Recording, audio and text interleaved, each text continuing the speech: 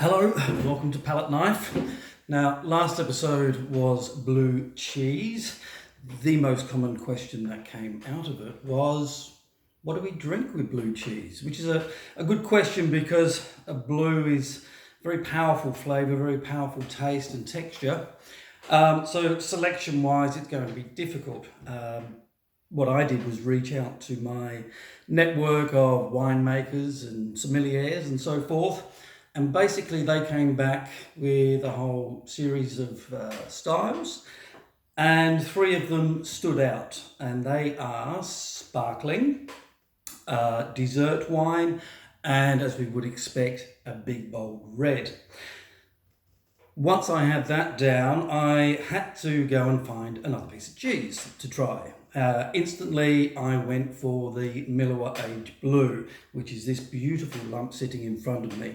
Now, Milawa is in the King Valley, which is in the northeast of Victoria, renowned for their wine. It's at the foot of the Victorian snowfields, so wonderful climate, wonderful terroirs right throughout, and great cheese. The Milawa Aged Blue, I tried it a couple of years ago, absolutely loved it. It's big and buttery, and because of the aging, the blue that's in it is enormous. Once it goes into your mouth, it almost feels like, and this might sound wrong, like a kind of a battery acid thing. It really gets in and bites. But then you get this big butteriness come through on it again, which subdues it and carries it together.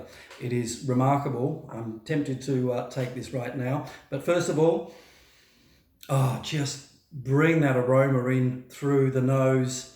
It's in the mouth already. Take a bite. And just squeeze it up on the palate and just feel that flavour explode in your mouth. It's marvellous, it really is. If you think about last episode, it's kind of the Shadows of Blue, the middle one, but with the big blue flavour of the Saint Gueux. So it's kind of amping up the two best bits of that. And this is incredible. The flavour on one little bite just lingers and lingers and lingers and almost intensifies as it stays in the mouth. And that blue just blooms. And then you get the butteriness come back on almost a third palate, which softens it all down again. So I picked up the Milawa Blue. I now have to go out and obtain some wine. I basically went across the road. Across the road is the Brown Brothers estate.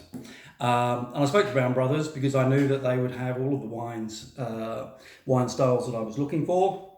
And they're also very chummy and great fans of Milawa Dairy. So they said, Glenn, know exactly what we would put with that. And so they were kind enough to send me three wine styles, sparkling, dessert wine or late harvest, and a big red. I've got two bottles of sparkling here. One is a traditional style sparkling, which we would have called 20 years ago champagne. And we have a Prosecco, which is an Italian sparkling wine. They're different to each other. I would say that the Methode Traditionalle, those who don't speak French, that is traditional method, or the champagne style, is more sophisticated. The Prosecco, this is drink every day, all day long. It's wonderful.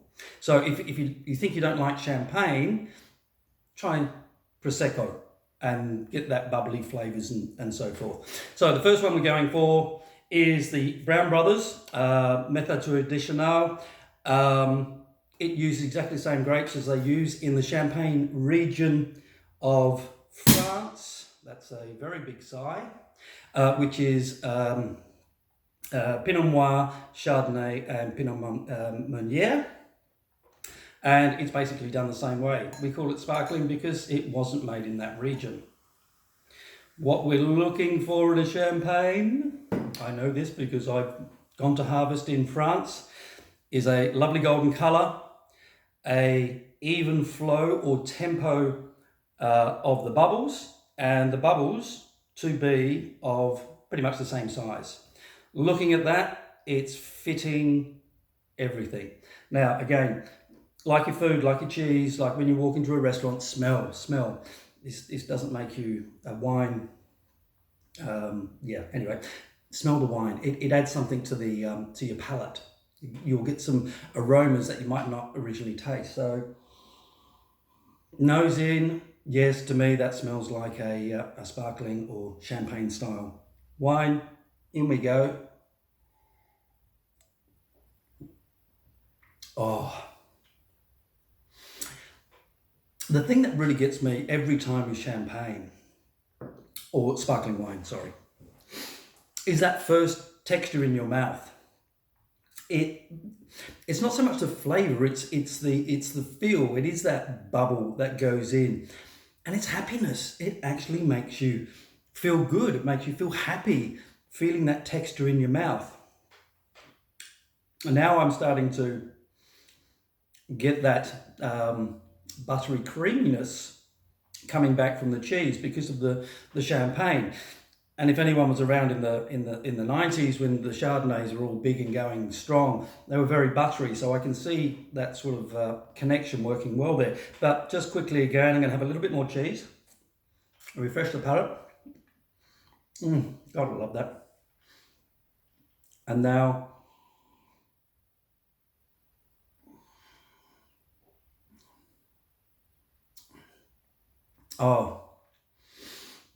that actually they complement each other. It kind of softens down the blue a touch, but then the blue almost emphasizes the flavors, the apple, and citrus, and other bits that are in the sparkling. And my goodness, that is very easy to drink. You can drink that on a Sunday afternoon. You could get that for a special occasion. That's very, very nice. It is. Now we'll go to the Prosecco. King Valley is renowned for Prosecco. Every winery up there. It's a big Italian region, King Valley in Victoria. Used to be tobacco fields. When all that tobacco growing was kicked off, they planted vines instead, and they've gone crazy. So head up there. Great hospitality, great food. Now Prosecco is called Prosecco because that's the grape that it's made with, and you can say that it's made, as you can see, in a champagne style. It's a sparkling wine, good bubbles. It's a little bit lighter, not that golden colour. And we will give it a quick taste.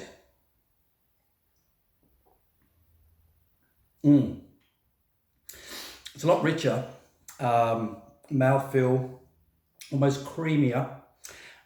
Doesn't have the depth and complexities, but you're not expecting that from this. This is a very easy drinking sparkling wine. That I have easily drunk on many occasions.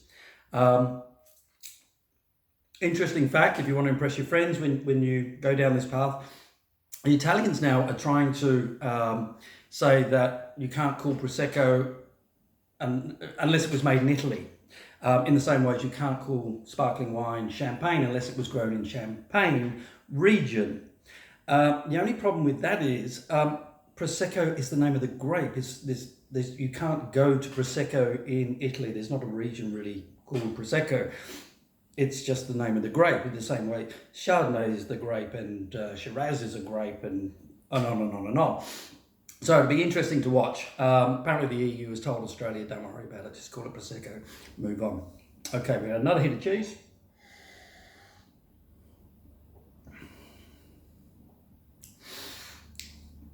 Some people told me that Prosecco would be too sweet. If I had a choice, I'd be going with the traditional method champagne. It is. I'm not sure they work perfect. They work together, but the traditional one I think works better. But who knows? That's just my opinion. I've got a bad palate.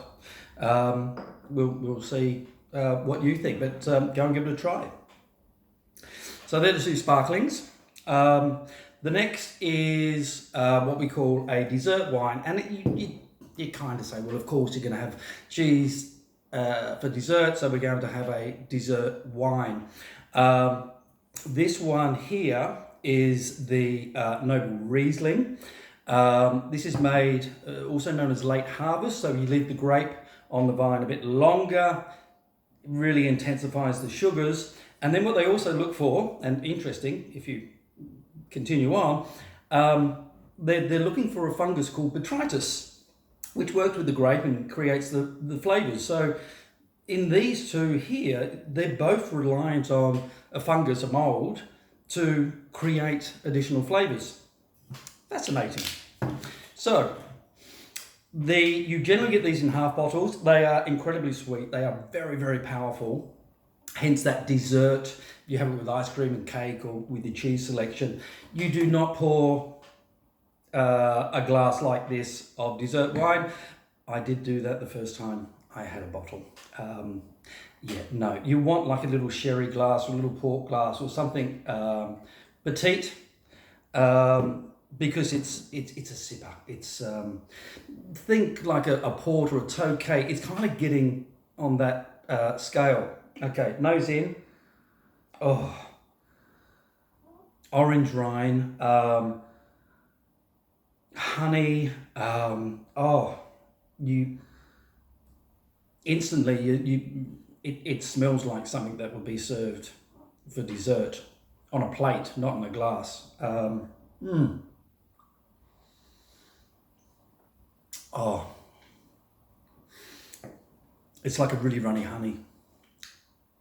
Oh, no, wonderful tang, and it lingers and it lingers, and I'm getting orange peel again in there.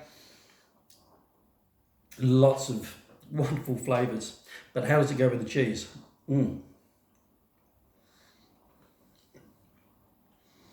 Oh, this is going to be interesting because this is strong.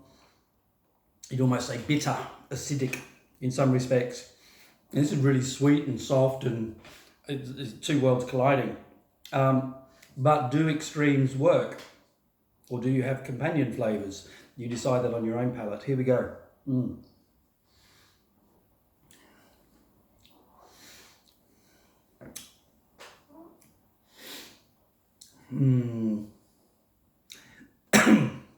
No, I'm not sure. Not with this blue. With another cheese, with a cheddar, with a brie, one of those softer cheeses. I'm not quite sure it works with the blue. I'm sitting here still thinking about the first one we had, the sparkling. That sat very, very well. This is a beautiful, beautiful wine, but I'm not sure they work together. But that's what this is all about. You might actually try it and go, my God, that was wonderful. You to decide. Finally, we're going to go to the obvious. We are going with a big fat red. This is a Durif, D-U-R-I-F. Not a very well-known grape. It was only invented a couple of decades ago. But the interesting thing is, the two places that do the most and the best in the world, California and Australia, in Victoria up on the border. This I had almost exactly the same bottle bought for my birthday a couple of years ago now. What I loved when I poured it is the colour. It has this beautiful deep plum and almost chocolate. Honestly, it's like a ganache that's been tossed through the wine. It's beautiful. It looks attractive even without drinking it. Nose in again. Needs a bit of a bit more air on it, but oh, it does. There's a sweetness there. Oh, all the tannins, that dryness you get. Oh, it's going to work. I know it will. There's something about a big, meaty Australian red that I love. Some people don't love it. You go to Europe, take over big, meaty Australian reds, and too big, too much flavour. If you're brought up on these things, you love it. You look for it.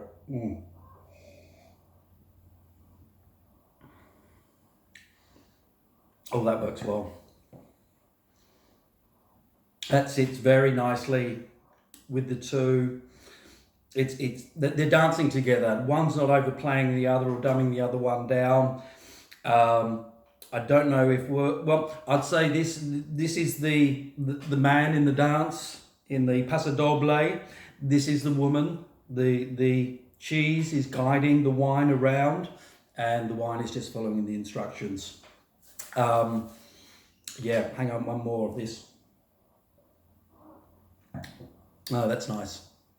That is really nice. But the big surprise for me, I've gone through all four, and I'm actually going back to the original. I'm going back to the Brown Brothers Methode Traditionalle. I think that was the best balance of all. You decide. Go out and get some fantastic cheese, grab a couple of different bottles, and spend an afternoon with friends and enjoy. I'll see you again soon. Bye.